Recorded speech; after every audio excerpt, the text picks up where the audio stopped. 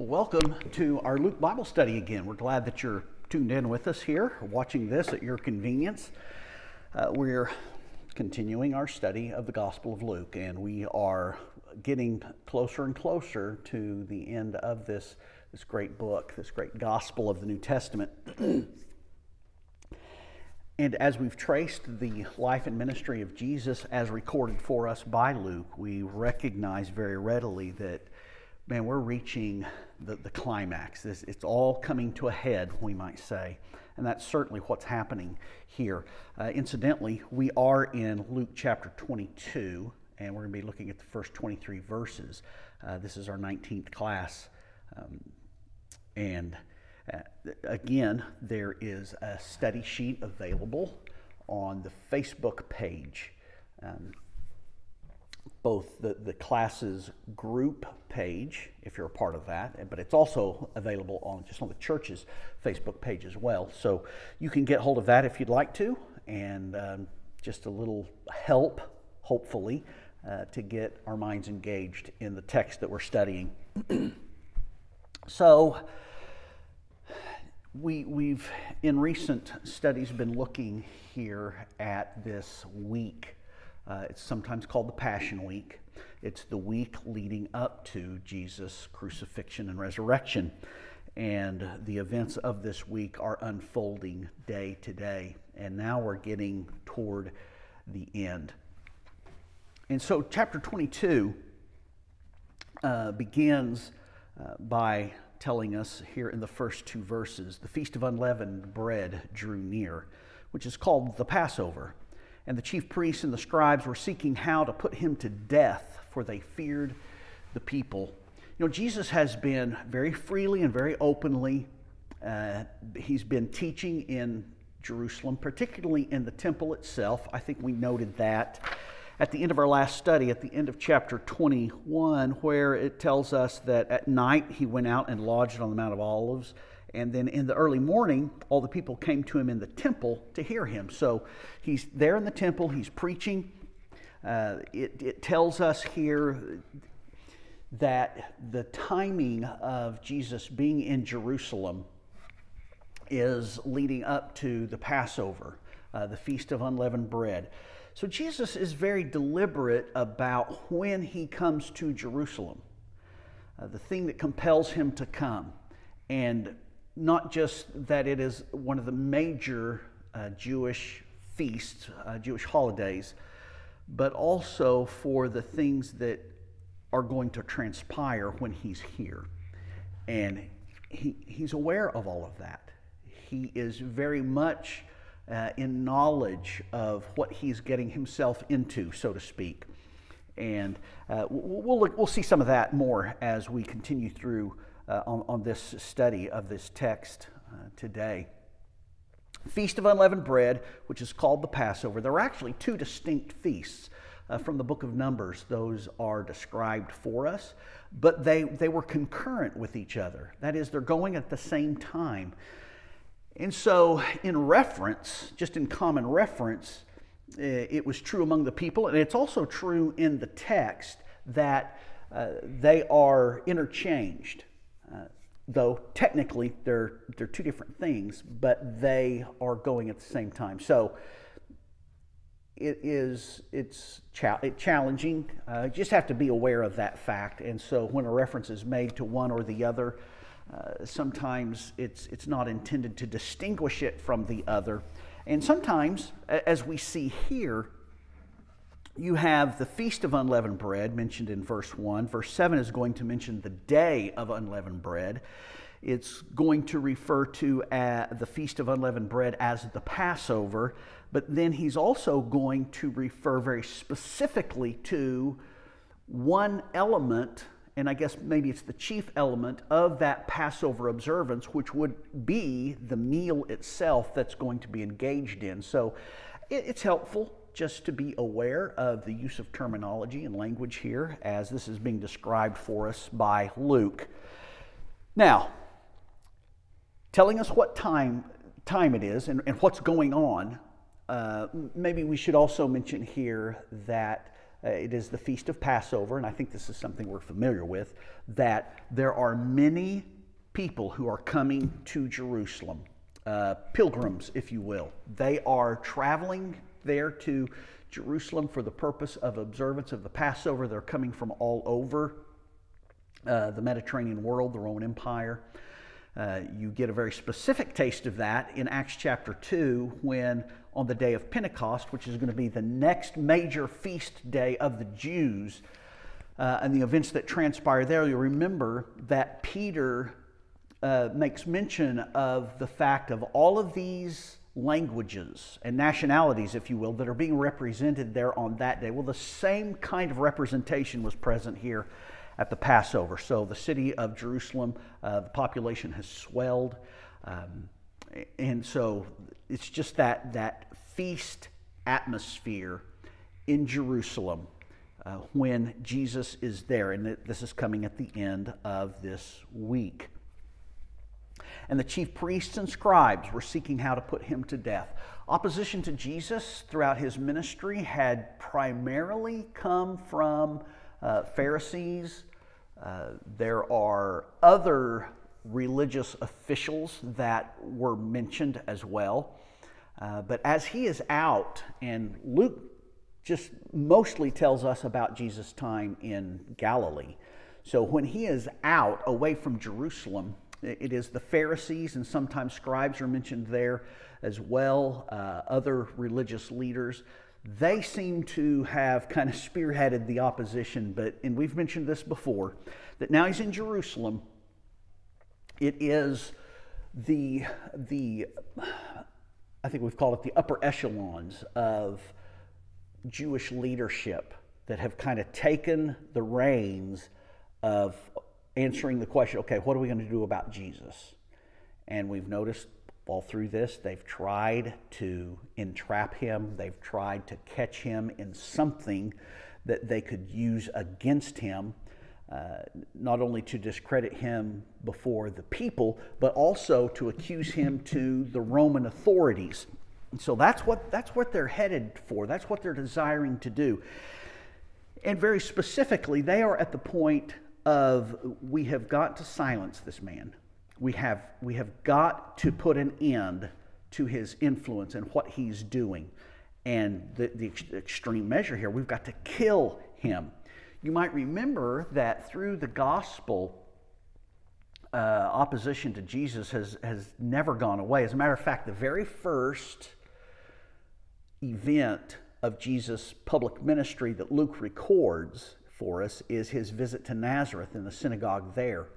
You might remember, this is all the way back in chapter 4, you might remember there that there was an attempt on Jesus' life. They tried to apprehend him and cast him off of a cliff where the city of Nazareth was located, but were unsuccessful in doing so. So in Luke's presentation of Jesus' ministry, it begins with an attempt on his life. And so here we are near the end of it, and we have this intent still to take his life. Now it is the highest ranking Jews who are intent on accomplishing that. And the reason they don't and they can't just go out and do it is because of the people. This has been mentioned already here in Luke's account of what's going on here in Jerusalem in these last few days. One of those instances I want to remind you of is back in chapter 20 and verse 19. The scribes and the Pharisees sought to lay hands on him at that very hour, for they perceived that he told this parable against them. So as Jesus was teaching and he taught the parable, remember that was the parable of the vineyard that was planted by the master, and he let it out to people to run the vineyard, and then he went off on his journey or wherever he went, and he sent his servants back to get his agreed upon share of what was being produced, and they beat them, they persecuted them, they cast them out, and he sent his son. Remember that one? That's the parable that's mentioned here, that they perceived, scribes and chief priests perceived that Jesus was speaking that against them. And they wanted at that very moment to apprehend him. But as that verse goes on to say, but they feared the people. They knew if they acted in such an aggressive way against Jesus that it would not be received well, and the people before whom Jesus was so popular would react very negatively to that. So they were having to be careful about what they were doing. And so they're wanting to put him to death. So they're trying to figure this out. Okay, how are we going to accomplish this? So that's what's going on with the opponents of Jesus. And so Luke goes on then to tell us, beginning in verse 3, then Satan entered into Judas called Iscariot, who was of the number of the 12. And he went away and conferred with the chief priests and the officers how he might betray him to them. So he consented, and they were glad and agreed to give him money. So he consented and sought an opportunity to betray him to them in the absence of the crowd. So basically, they couldn't figure out, they, referring to the Jewish leaders, they couldn't figure out how they were going to get done what they believed had to be done. And the opportunity just kind of falls in their laps because Judas comes to them and offers to do for them what they had not been able to accomplish themselves. And that is to find a way to get at Jesus away from the crowds in a setting and in a way and in a manner that the crowds would not be around to see what was going on. So let's just talk about that for just a moment. Luke says that Satan entered into Judas called Iscariot, who was of the number of the 12. Number one, Satan is a player in all of this. It's not that has not been apparent all along, going all the way back through the ministry of Jesus. He is being opposed, and Satan has to be behind all of that. But now Satan is named. He was named back, I guess, in the wilderness when Jesus was tempted by him. But he's been at work in those people who have been in opposition to Jesus. But here it specifically and explicitly says that Satan entered into Judas. Now, the question always comes along, okay, so when exactly did that happen? There seems to be, it doesn't just seems to be, there is evidence of less than honorable attitudes and actions on the part of Judas throughout the ministry, and that doesn't necessarily come from Luke's gospel. But so when exactly does this happen that Luke is making reference to? We don't know. We don't know when that was. And there's always the side of it about Jesus' knowledge of Judas and what his intentions and purposes were. That's just a very intriguing thing to even ponder, that Jesus was able to be aware of what Judas was up to. But, Jesus knew what was going to happen in Jerusalem long before he got there, and he took no steps or measures to avoid going there. And so he wasn't going to interfere with what was transpiring with Judas. So Judas goes and he makes arrangements with these authorities to betray Jesus into their hands for a price. And that's agreed upon, and they're very happy for that because now they have an inside man working on the job. And so there's an agreed upon price, and so Judas begins to look for the opportunity to do what he has arranged and agreed to do. There's a lot of things we could talk about here. There is the question of, okay, why did Judas do this? I have personally entertained the thought, and this isn't explicitly, we're not told this. This is just a surmising on my part, and it's not hardly even originally with me, but Judas has been watching what's been going on, not just in this week, but all throughout the ministry of Jesus, and all of the efforts that were being made to entrap and ensnare Jesus. And every time Jesus is able to come through it and escape, to thwart the efforts of his opponents. And perhaps it is that Judas thought, okay, I mean, these guys are obviously desperate to get their hands on Jesus, and they're willing to pay to do it. And we know something about Judas in that he was a greedy man. He wanted the money. He was not above pilfering from the purse in which the funds that financed the movements and activities of Jesus and the apostles came from. But that's not in Luke's gospel. But anyway, here was an opportunity Judas saw to make some money, and also perhaps have confidence that Jesus would escape this as well. We may come back to that thought later, and we don't know that. That's just an idea, but nevertheless, the arrangement has been made. Okay, so that important piece is in place. Now, beginning in verse 7, then came the day of unleavened bread on which the Passover lamb had to be sacrificed. So the preparation for the eating of the Passover meal. And so that day has arrived, and Jesus sends Peter and John, saying, "Go prepare the Passover for us that we may eat it." There was preparation that had to be made for this meal. You can go back to the Old Testament and you can see that there was a specific menu for this meal that is going to be participated in. And so the elements for that meal had to be brought together. The menu had to be prepared and gotten ready.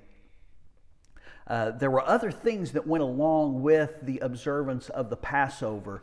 Some of them specified in the law of Moses, some of them which had become traditional observances of the Passover among the Jews by the first century that we know of, not because they are specified in the law, but because of Jewish writings outside of the Bible. And there are a number of those that give us some insights into what was going on, not only with the Passover, but with all aspects of Jewish life and thinking and practices and rituals, all those kinds of things. So he sends Peter and John to make these preparations.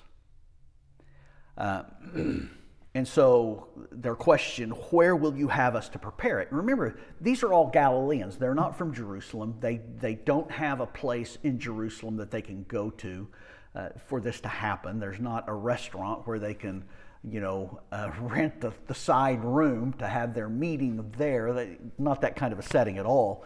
So it's a legitimate question. Okay, so where are we going to do this? So Jesus instructs them.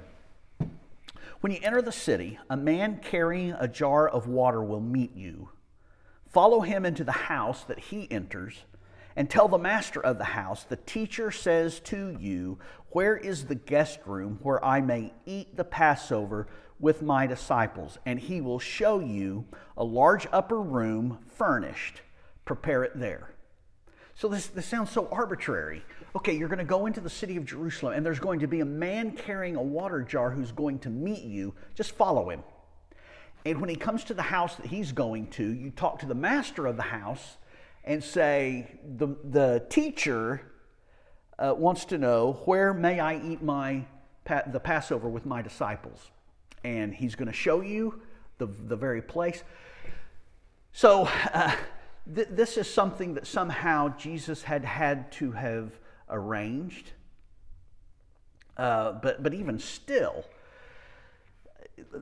well, I want to go on in verse 13. And they went and found it just as he had told them, and they prepared the Passover. This is, you might remember, this is very similar to what was done prior to the triumphal entry, when Jesus told a couple of his disciples, okay, you go and you find this colt, this foal of a donkey, and it's tied up. You untie it, and they're going to question you about it, and you tell them this, and they're going to agree, and you bring that. And there it was said, and it all happened just like Jesus had said. And this all happened just like Jesus had said. I think the point there is that we're not just looking at a series of events, a record of a series of events as they happened to have happened, but rather this is all orchestrated by Jesus. There is nothing that's going to happen here through the course of this entire week, and I think it extends beyond this week, but specifically with this week and these events, nothing that's going to catch Jesus by surprise. He knows exactly what's going to transpire. He knows how it's all going to play out, and therefore he is participating in it willingly and purposefully. It's not chance. It's not circumstance. It is planned and is prepared for. And here is just another prime example of the disciples. Well, how is this going to work, Jesus? And he tells them, and imagine trying to fulfill that request or command of Jesus and thinking, okay, a guy's going to walk up to us carrying a jar of water. What are the chances of that? Well, it's not chance. It's not chance at all. Jesus is accomplishing all of these things. So they go and do it. Peter and John go and get everything ready in that upper room for this Passover meal that Jesus is going to eat with his disciples. And so, beginning in verse 14 and going through verse 23, this will be the last section that we're going to look at today. We have Luke's record of what takes place in this Passover meal on this evening. I want to just say a couple of things here. This evening together with his disciples was just another critical step getting to where Jesus knew things were going. One way of looking at this is to think about it in concentric circles. The biggest outside circle is the ministry of Jesus as he traveled in Perea and Galilee and Samaria, and he did all of this work and he was traveling all over the place. That narrows now in this week in particular, where he has confined himself to the city of Jerusalem and teaching in the temple and all of the things that transpire with the crowds that are gathering in Jerusalem. And now it's narrowing even further where his attention is focused on his disciples here in the upper room. Now it's going to narrow again, and we'll see this as we continue on. It's going to narrow even further to just between Jesus and God in the Garden of Gethsemane. But we'll get to that. So here he is with the disciples in the upper room. And there is a lot that needs to be said. There is a lot that needs to be done in this upper room. John is actually the one who tells us a lot more about what Jesus said in the upper room than Matthew, Mark, or Luke do. So he's going to say many things to them. Think about this. Jesus knows what's getting ready to happen overnight and into the following days. And it is something that even though he has told his disciples, he's told these apostles what's going to happen, they're not getting it. They don't understand it. And even though Jesus knows, for them, it's all going to be a shock and a surprise. And so Jesus has the unenviable task of trying to prepare these men for something that they never anticipate. They can't foresee these events, taking place. And so, how do you do that? And so, but still, Jesus has to talk to these men, and he has to instruct them and warn them. And he does some foretelling about some things that are going to happen. And part of what he does then in this evening takes place as a part of their eating the Passover meal. So verse 14, when the hour came, he reclined at table and the apostles with them. And he said to them, I have earnestly desired to eat this Passover with you before I suffer. This was not the only Passover that Jesus would have observed during his ministry, not the only Passover that he likely would have observed with his apostles during this time. Probably 3 of them. But Jesus says, I have earnestly desired to eat this Passover with you. This one is, in particular, quite special for a lot of reasons. And part of that reason is because of what he is getting ready to do next. Now, something that as modern believers and studiers of Scripture, we often miss, because we look at what's getting ready to happen back through history and back through the rest of the New Testament to this time. And we know what's going to come out of this that we still practice and do today. And we oftentimes miss on seeing what was going on this evening. They're eating a Passover meal. And a Passover meal was a meal that essentially had 4 stages to it. And this is part of what I was referring to earlier, in that not all of this is specified in the law of Moses. It just became a part of the traditional observance of the Passover among the Jews, and in all likelihood would have been a part of what these men did this night in the upper room with Jesus.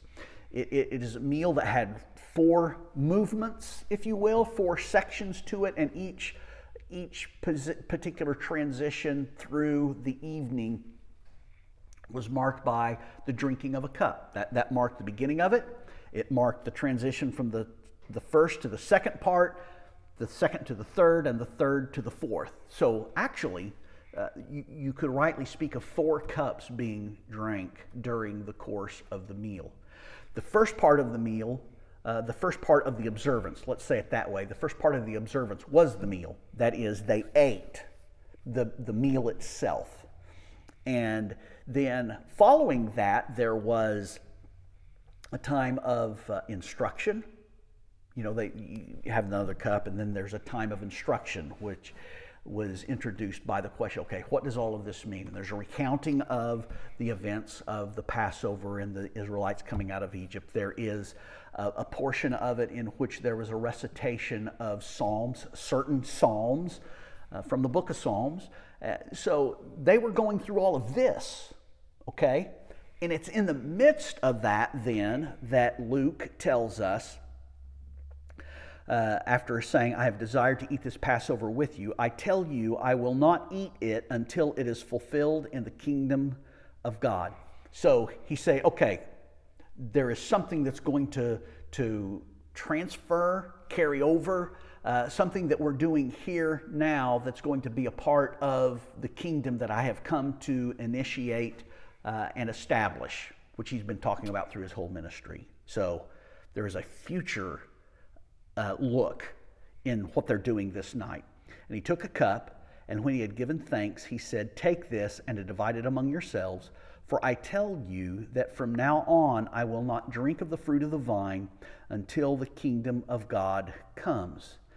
These had to have been perplexing words to the apostles. They had to be. There was no way for them to comprehend exactly what Jesus was talking about when he said these things. Now, you and I have the opportunity to read Luke's gospel, knowing what we know about what transpired after this and into the establishment of the church and the practice of the church in the New Testament. We have that advantage. They didn't have it. But Jesus says this is a meal that's going to continue into the kingdom, and I will participate in this meal with you in the kingdom. Okay, verse 19. And he took bread, and when he had given thanks, he broke it and gave it to them, saying, this is my body, which is given for you. Do this in remembrance of me. Again, had to be perplexing words to the apostles. What does he mean, this is my body? And what does he mean that you will do this, you will eat this bread in remembrance of me? Again, having the hindsight that we're blessed with, we're able to look back and we're able to see what the significance of that was. But these are the words that he is expressing to his apostles on this night. And likewise, the cup after they had eaten, saying, this cup that is poured out for you, this cup that is poured out for you is the new covenant in my blood. So a couple of things here. One is cup before the bread, a cup after the bread. Now, the other gospel accounts don't talk about that. They talk about the bread and then the cup. Luke tells us that Jesus said something about this when the first cup was taken. So what appears to be the case is that as they were participating in this Passover meal, they took that first cup, and Jesus had something to say about that cup. And then they ate the meal. Now, when they ate the meal, there were elements of that meal that Jesus says nothing about, but they would have eaten them because it was a Passover meal. There would have been the lamb that was sacrificed that they ate a portion of as a part of this meal. There were the bitter herbs that were a part of the menu that they would have eaten as a part of this meal. And then there was unleavened bread that they ate as a part of the meal. Jesus selects from that two things. He selects the cup, the fruit of the vine, and he selects the unleavened bread. Doesn't take the lamb, he doesn't take the bitter herbs, but just those two things. And Jesus says, my blood, which is, he takes the cup, says something about it. They take the bread, takes the second cup, says something about it. Not that they're two separate cups, but they tie into the same meaning, because the second time he does that, he says, this cup that is poured out for you is the new covenant in my blood. So Jesus, again, the new covenant. There is a new covenant. Did the apostles understand that? No, they did not. Should they have understood it? Well, that's a different question. But they would not have understood the importance and implications of what Jesus was saying here about this cup and the new covenant in his blood. They were still in denial that Jesus was going to die. So why talk about his blood? Why talk about his body? So they're not understanding. We do have the opportunity to understand. I'll just say this. Whenever we partake of the Lord's Supper, we make it a practice to partake of the bread and then the cup.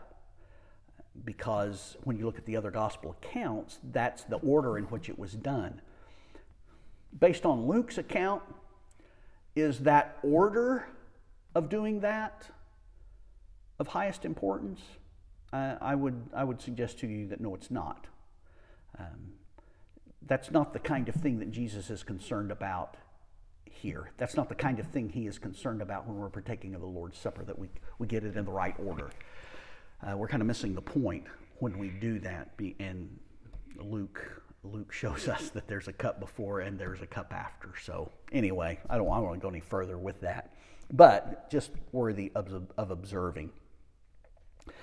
So Jesus initiates something that the apostles are really unaware of what he's initiating, and its significance, its meaning, and what's going to transpire with this. We understand these things. And so the meaning of what is happening here is going to be reinforced. It's actually going to be given its meaning. Maybe we should say it that way. It's going to be given its meaning in what's going to happen in the hours and the day to come with Jesus' crucifixion. And the Passover meal was eaten as a means of causing the people of Israel, the Jews, to remember their deliverance from their Egyptian bondage by the powerful hand of God. And Jesus is telling them, okay, we're going to take these elements from that meal, and you're going to partake of these, and their meaning is going to be concerning my blood and my body, and you're going to do this in remembrance of me, of what I am about to accomplish, or what he has accomplished for us. And that's the significance of this meal. So let's wrap this up. Beginning in verse 21, Jesus says, but behold, the hand of him who betrays me is with me on the table. For the Son of Man goes as it has been determined. There you go. It's been determined what's going to happen. And Jesus is playing that part. He is participating in those things knowingly. But woe to that man by whom he is betrayed. This is according to the determined plan of God. But that doesn't mean Judas is not guilty and not responsible for his actions, because he absolutely is. Woe to the man by whom these things are happening. And they began to question one another which of them it could be who was going to do this. So that got their attention. They're asking questions about that, but no doubt they had questions about what Jesus has just been talking about, but this seems pretty odd. Okay, one of us is going to betray him. And Jesus acknowledges that fact. He knows. And now Judas knows that he knows.